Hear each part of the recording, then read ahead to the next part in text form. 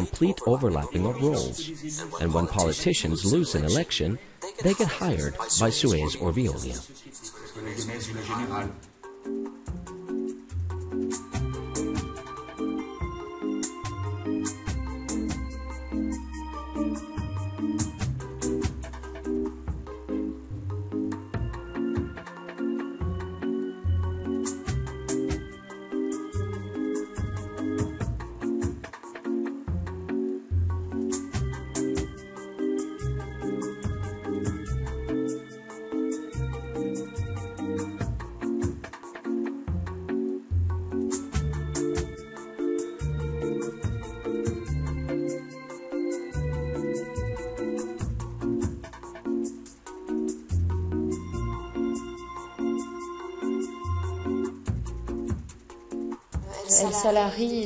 They hire people with the power to influence the commissioning of official public assignment contracts or influence those members of Congress who create the laws.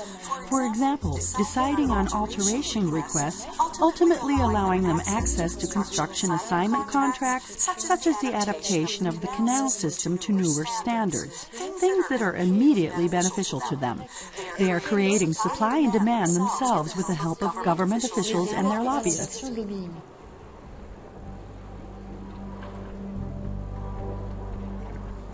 Brussels, the European Union Parliament, and the attempt to unravel the widely ramified network through which Veolie is affecting the European Union.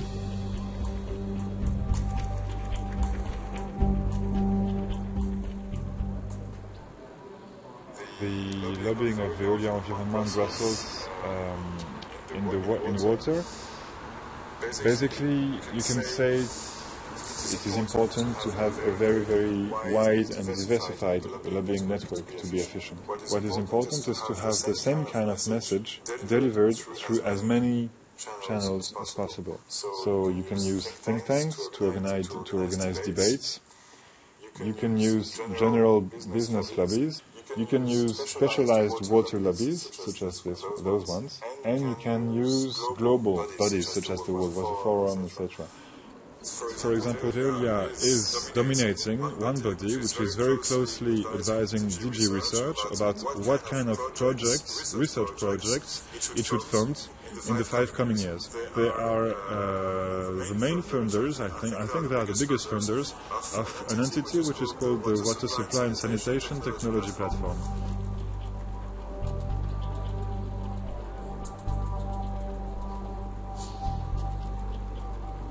So this means basically Veolie is influencing the Commission on research projects it will apply to afterwards. So basically it will get the European Commission funding projects it has asked to be funded.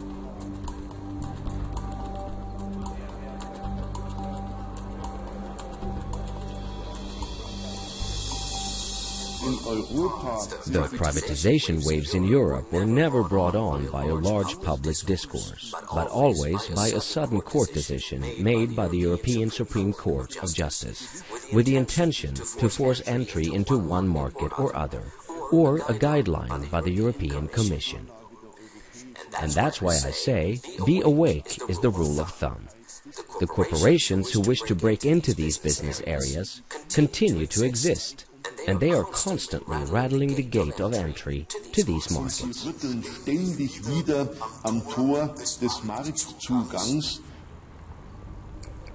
The Speaker for the European Union Commission opens the declaration on the 19th of May 2009.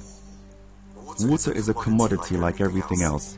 Thereby, the intention of the European Union Commission was affirmed to open up the market for private firms by obligating the public utilities to request proposals. The system today is a true financial dictatorship, and the water is held hostage by this financial dictatorship.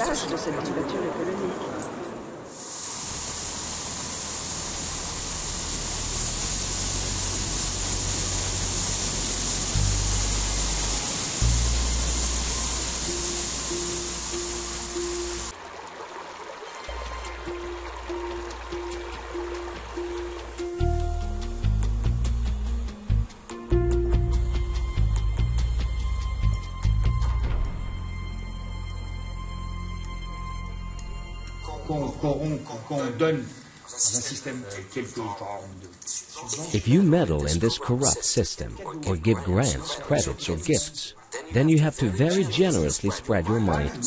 Even environmental organizations, even those I really value, such as French Nature Environment, are being generously financed by Veolie, Politici, or Actions Against Hunger, the Red Cross, La Solidarité, and others.